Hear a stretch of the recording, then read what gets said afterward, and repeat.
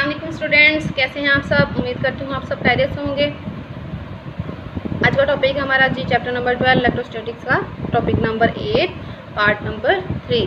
तो आज हम करने जा रहे हैं जी इलेक्ट्रिक फील्ड इंटेंसिटी फाइंड कहाँ पे, two oppositely charge parallel plates के दरमियान। ठीक है, तो चलें स्टार्ट करते हैं। सबसे पहले क्या करेंगे, हम दो पैरेलल प्लेट्स कंसिडर करेंगे। ठीक है, और ये पैरेलल प्लेट्स जो है वो इन्फिनिट एक्सटेंट की हैं। उसका हमने छोटा सा पार्ट जो है वो ले लिया है, छोटी सी उसका फाइनाइट लेंथ जो है वो हमने कंसिडर कर लिया। तो यहाँ पे देखें, सबसे पहले क्योंकि चार्ज पैरेलल प्लेट्स हैं और अपोजिटली चार्ज पैरेलल प्लेट्स हैं, तो एक प्लेट के ऊपर हमने पॉजिटिव चार्ज सेपरेट कर दिए हैं और एक के ऊपर हमने नेगेटिव चार्ज सेपरेट कर दिए हैं। और आपको पता है जी कि जो इलेक्ट्रिक फील्ड लाइंस होती हैं वो पॉजिटिव से स्टार्ट करती हैं और नेगेटिव पे ख़त्म हो जाती हैं, इसलिए यहाँ से इलेक्ट्रिक फील्ड लाइंस निकलेंगी और यहाँ पे जो है वो ख़त्म हो जाएंगी। चार्ज यूनिफॉर्मली डिस्ट्रीब्यूटेड किया हुआ है, लिहाजा जो इलेक्ट्रिक फील्ड लाइंस होंगी वो भी यूनिफॉर्मली और इक्वली स्पेस्ड होंगी। ठीक है, तो चलते हैं कैलकुलेशन की तरफ, इलेक्ट्रिक फील्ड इंटेंसिटी फाइंड करने की तरफ। क्या करेंगे, हम गाउसेस लॉ अप्लाई करेंगे और गाउसेस लॉ अप्लाई करने से पहले हम स्टेप्स फॉलो करेंगे। तो स्टेप नंबर 1 होप सो आपको पता है क्या होता है जी। सबसे पहले स्टेप नंबर 1 में हम करते हैं गाउसियन सरफेस को कंसिडर। तो गाउसियन सरफेस हमने अपनी मर्ज़ी से लेनी होती है, जिसमें हम इलेक्ट्रिक फ्लक्स को आसानी से फाइंड कर सकते हैं। तो यहाँ पे आज जो हम इलेक्ट्रिक सरफेस फाइंड करने के लिए, इलेक्ट्रिक फ्लक्स फाइंड करने के लिए जो गाउसियन सरफेस लेने जा रहे हैं वो हम लेंगे एक होलो बॉक्स की फॉर्म में। गाउसियन सरफेस हमने ले ली जी in the form of a box, hollow box. ठीक है, अब यहाँ पे देखिए ये जो हमने मेटल प्लेट्स ली हैं, ये जो प्लेट्स ली हैं वो मेटल प्लेट्स हैं और मेटल प्लेट्स में जो चार्जेस होते हैं वो इसकी सरफेस पे आ जाते हैं, इसलिए मैंने इनको बाहर निकाल के यहाँ पे इनर सरफेस पे लगा दिया। देखिए वैसे भी आपको आइडिया है कि पॉजिटिव और नेगेटिव आपस में अट्रैक्शन करते हैं, लिहाजा यहाँ पे जो सारे का सारा पॉजिटिव चार्ज था वो प्लेट की इस सरफेस पे आ जाएगा और ये जो नेगेटिव प्लेट वाला चार्ज है वो सारे का सारा इधर आ जाएगा। और फर्स्ट कर लें हम इस पॉइंट पी पे इलेक्ट्रिक फील्ड इंटेंसिटी फाइंड करने जा रहे हैं। तो यहाँ पे जो हम गाउसियन सरफेस कंसिडर करेंगे वो यहाँ पे डॉटेड लाइन की फॉर्म में मैंने रिप्रेजेंट कर दी है। ठीक है, और वो देखें इस पॉइंट के अंदर से गुजरती हुई जा रही हैं। अब यहाँ पे देखें इस गाउसियन सरफेस के 4 हिस्से हैं, तो चारों को हम नाम दे देते हैं डिफरेंट। इस वाले को हम S1 कह देते हैं, इस वाले को हम S2 कह देते हैं, इसको S3 कह देते हैं और ये जो इनसाइड द प्लेट हमने बनाया है इसको हम S4 कह देते हैं। ठीक है, ताकि हमें जो है फ्लक्स कैलकुलेट करना इजी हो जाए। तो स्टेप 1 हमारा कंप्लीट हो गया। स्टेप 1 में हमने क्या करना था जी, गाउसियन सरफेस कंसिडर करनी थी और वो जो गाउसियन सरफेस हमने ली है उसको हमने ले लिया जी in the form of a hollow box. तो जो गाउसियन सरफेस हमने बनाई है वो हमने किस तरह से बनाई कि उसकी एक साइड जो है वो प्लेट के अंदर है, मैंने लिख भी दिया, take a Gaussian surface in the form of a hollow box whose one side is inside the plate. ठीक है, और इसकी जो बिल्कुल अपोजिट साइड है वो इन दोनों के दरमियान में है और इसकी बाकी साइड जो है इस तरह से इस डायरेक्शन में आ रही हैं। तो चलते हैं आप सेकंड स्टेप की तरफ। सेकंड स्टेप में हम क्या करते हैं जी, चार्ज को कैलकुलेट करते हैं। तो चार्ज हमने कैलकुलेट करना है टोटल चार्ज जो कि इन प्लेट्स पे है, लेकिन देखें जो हमने प्लेट्स ली थी एक्चुअली में वो क्या है, इन्फिनिट एक्सटेंट की हैं और उसका हमने छोटा सा पार्ट ले लिया। तो बिल्कुल लास्ट टॉपिक के जैसे हम क्या करेंगे, हम सरफेस चार्ज डेंसिटी कैलकुलेट कर लेंगे। ठीक है, और उधर से हमारे पास चार्ज जो है वो आ जाएगा। तो इसके लिए क्या करते हैं, हम एरिया कंसिडर करते हैं और एरिया कंसिडर करके हम चार्ज को फाइंड कर देते हैं। तो हम क्या करते हैं, इन दोनों साइडों में से किसी एक साइड का एरिया ले लेते हैं। ठीक है, फर्ज कर लें let A is the area of right side. ठीक है, जो कि फील्ड के इनसाइड मौजूद है, बिटवीन मौजूद है। ठीक है, तो यहाँ पे हम सरफेस चार्ज डेंसिटी लेते हैं। आपको आइडिया है कि ये जो चार्ज है उसको हमने यूनिफॉर्मली डिस्ट्रीब्यूट किया हुआ है, लिहाजा जो सरफेस चार्ज डेंसिटी होगी वो किसी भी जगह पे कैलकुलेट करें उसकी क्वांटिटी जो है वो सेम आएगी, उसका आंसर सेम आएगा। तो फर्ज कर लेते हैं सिग्मा जो है वो, अगर हमारे पास सरफेस चार्ज डेंसिटी है तो उसको लिख लेते हैं सरफेस चार्ज डेंसिटी। अब यहाँ से हम क्या करते हैं, टोटल चार्ज को कैलकुलेट कर लेते हैं। चार्ज डेंसिटी की डेफिनेशन से हम चार्ज कैलकुलेट करते हैं। चार्ज डेंसिटी होती है जी सिग्मा और ये बराबर होती है total charge per unit area. ठीक है, तो यहाँ से हमारे पास जो टोटल चार्ज बनेगा वो आ जाएगा दी मल्टीप्लिकेशन या product of sigma surface charge density and A. इसको आप इक्वेशन नंबर 1 का नाम देते हैं। अब हम चलते हैं स्टेप नंबर 3 की तरफ, और स्टेप नंबर 3 क्या होता है हमारा, फ्लक्स कैलकुलेट करने वाला। ठीक है, तो यहाँ पे हम लिख देते हैं जी स्टेप नंबर 3।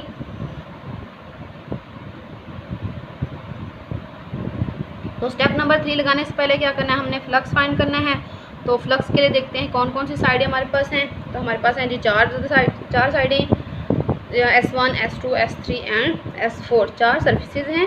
उन सब के लिए हमने क्या करना है, फ्लक्स फाइंड करना है। तो चलिए डायग्राम की तरफ चलते हैं। यहाँ देखिए हमारे पास 4 सर्फेसिज हैं, एक ये वाली सरफेस S1, एक ये वाली S2 जो कि प्लेट्स के दरमियान में है, एक ये S3 और एक ये हमारे पास जो है वो S4 है। ठीक है, इन चारों के लिए हम फ्लक्स अलग-अलग फाइंड करेंगे फार्मूला यूज़ करते हुए, और एंड पे जाके हम टोटल फ्लक्स को ऐड कर लेंगे और आंसर निकाल लेंगे। ठीक है, तो चलते हैं कैलकुलेशन की तरफ। फॉर सरफेस 1, ठीक है, फॉर S1 जो फ्लक्स होगा उसको हम रिप्रेजेंट कर देते हैं φ1 से, और φ1 का फार्मूला लिखते हैं E डॉट A। ठीक है, और इसको जब हम खोल के लिखेंगे तो लिखेंगे जी magnitude of E, magnitude of A and cos of angle between E and A for the surface 1। तो यहाँ पे आप देखें जो हमारे पास सरफेस 1 है उसके लिए जो हमारे पास यहाँ पे एंगल बन रहा है वो कौन सा होगा। तो ये देखें, ये हमने सरफेस ली, इसका एरिया कुछ भी हो सकता है, लेकिन हमने क्योंकि वेक्टर एरिया लेना है, और वेक्टर एरिया क्या होता है, नॉर्मल टू द सरफेस। तो यहाँ पे हम देख सकते हैं जो वेक्टर एरिया की डायरेक्शन है वो क्या बन रही है, नीचे की तरफ बन रही है, और जो हमारे पास फील्ड लाइंस हैं वो इधर हैं। तो दैट मीन्स कि इस सरफेस के लिए S1 के लिए जो एंगल बन रहा है वो 270 का है, और 270 के लिए कॉस क्या होता है, 0। इसलिए हम कह सकते हैं कि सरफेस S1 के लिए जो फ्लक्स बनेगा वो 0 बनेगा। सरफेस 2 के लिए आते हैं, तो सरफेस 2 पे हमारे पास जो इलेक्ट्रिक फील्ड लाइंस हैं वो इस डायरेक्शन में हैं, और जो नॉर्मल एरिया ड्रॉ करेंगे वो भी इसी डायरेक्शन में होगा। तो सरफेस S2 के लिए क्या होगा, हमारे पास जो फ्लक्स है उसके लिए एंगल क्या बनेगा, 0 का। Same for the surface S3, इसके लिए वेक्टर एरिया ड्रॉ करते हैं तो वो ऊपर की तरफ बनेगा, और जो फील्ड लाइंस हैं वो इस डायरेक्शन में हैं, लिहाजा यहाँ पे जो एंगल बनेगा वो बनेगा जी 90 का। और यहाँ पे इस साइड के लिए जो हम एरिया ड्रॉ करेंगे वो नॉर्मल टू द सरफेस इस डायरेक्शन में बनेगा, और जो फील्ड लाइंस हैं वो इधर हैं। एंगल क्या बन रहा है, 180 का। लेकिन यहाँ पे एक बात और से देखेंगे हम, क्या है जी, हमने जो साइड है वो इन साइड द प्लेट बनाई हुई है, और प्लेट के अंदर वाले साइड पे कोई चार्ज नहीं है। जब कोई चार्ज नहीं होगा तो यहाँ पे क्या होगा, इलेक्ट्रिक फील्ड इंटेंसिटी 0 होगी, फ्लक्स 0 होगा। लिहाजा यहाँ पे भी इस साइड के लिए भी फ्लक्स 0, इस साइड पे भी फ्लक्स 0 हो जाएगा, और इस साइड पे भी फ्लक्स 0 हो जाएगा। सिर्फ जो फ्लक्स की कंट्रीब्यूशन है वो इस साइड S2 की वजह से होगी। तो इन सारों को हम लिख लेते हैं, और लिख के हम क्या करते हैं, टोटल कर लेते हैं। फॉर साइड 1 एंगल क्या बना था जी, 270, that means flux 0। For side S2 flux क्या बन रहा है हमारे पास, φ2, इसको लिखेंगे ऐसे E डॉट A, खोल के लिखेंगे E A, और कॉस एंगल क्या बना था, 0, और आंसर क्या आया हमारे पास, E A। For surface S3 flux बनेगा φ3, और इसको लिखेंगे E डॉट A फार्मूला। ठीक है, एंगल क्या बन रहा था यहाँ पे, एंगल बन रहा है जी cos 90।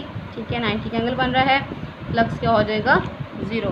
For surface S4 flux क्या बनेगा, φ4, फार्मूला क्या लिखेंगे, E डॉट A। ठीक है, खोल के लिखेंगे E A। ठीक है, और एंगल क्या बन रहा है, कॉस 180। ठीक है, लेकिन यहाँ पे मसला क्या है कि जो हमारे पास इलेक्ट्रिक फील्ड है वही 0 है, और A कॉस 180 चाहे एज इट इज़ लिख दें, और यहाँ पे भी जो आपके पास फ्लक्स बनेगा वो 0 बनेगा। तो टोटल फ्लक्स लिखते हैं, टोटल फ्लक्स आ जाएगा φ1 plus φ2 plus φ3 and plus φ4। Values put करें तो वैल्यूज़ के लिए हमारे पास आ जाएगा φ1 0, φ2 की जगह E A, φ3 भी 0 है और φ4 भी 0 है। आंसर क्या आया हमारे पास, E A। तो थर्ड स्टेप हमारा कंप्लीट हो गया है। अब चलते हैं फोर्थ स्टेप की तरफ, जो कि है गॉसेस लॉ को अप्लाई करने वाला स्टेप। तो गॉसेस लॉ को अप्लाई करते हैं। गॉसेस लॉ का फॉर्मूला क्या है जी, जो टोटल फ्लक्स होता है वो बराबर होता है 1/ε0 times the total charge enclosed inside the Gaussian surface.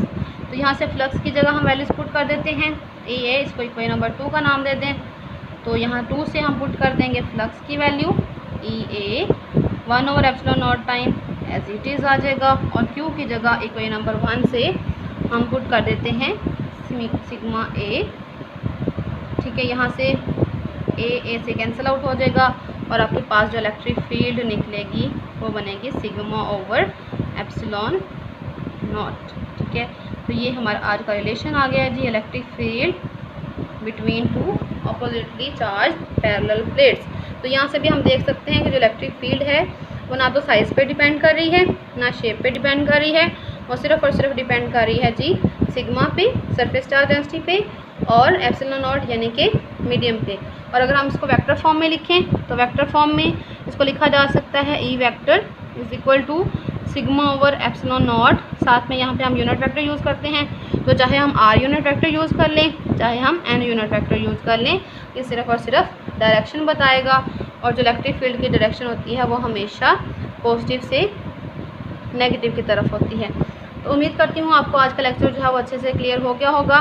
ठीक है, तो अगर आपको वीडियो अच्छी लगे तो लाइक ज़रूर कीजिएगा। Thank you so much. अल्लाह हाफिज़।